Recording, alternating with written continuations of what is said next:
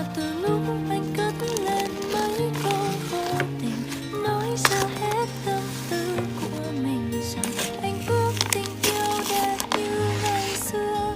Anh tiếc mình chưa nguyên vẹn như lúc ta ước mong bấy lâu nay đã nhạt màu.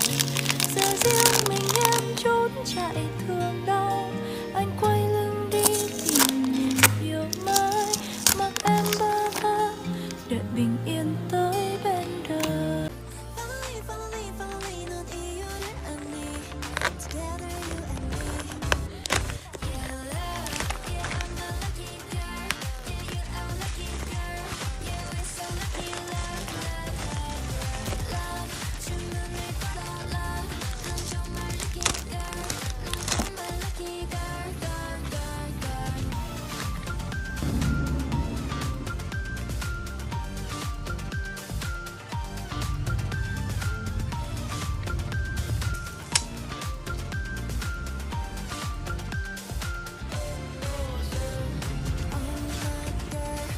Baby, I'm just trying to play cool, but I just can't hide that I want you. Wait a minute, 이게 뭐지?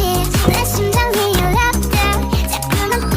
저 멀리서도 oh my gosh, 그러는 게 you my crush. 조는 육처럼 곁에 앉아서 기댄 건물 같지만 네 모든 게 내 맘에 달라붙어 버려 boy.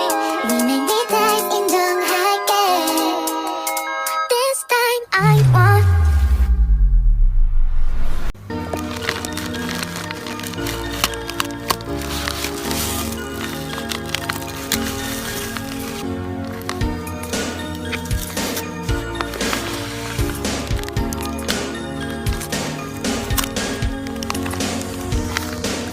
잊어버렸던 네 모습, 그렇게 날 두고 떠나. 마주 잡은 내 손이 차갑게 식을 때쯤 우린 알아버려.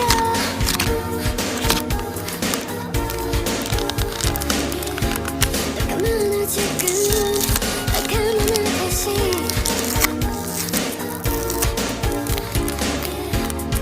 그렇게 널 사라져가.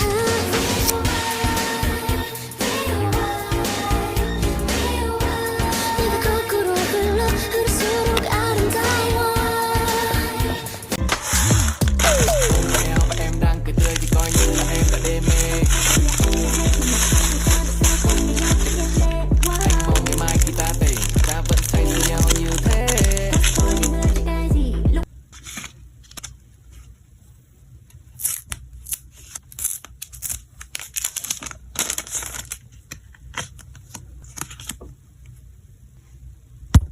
Tại vì sao bao lâu nay anh thì thầm thả gió cuốn tay đi, chạm vào môi đáp vào tay của em, ta đi chung bước với thời gian. Còn không riêng cho bao nụ hồng nên có muốn ngay khi ta vừa gần nhau. You got me chìm sâu, but I'm all go. Baby anh không muốn em phải buông lệ sầu bên đôi chân ga. You got me chìm sâu, but I'm all go. Anh chỉ mong em hạnh phúc trên cuộc đời này, kể cả khi ta phân ly.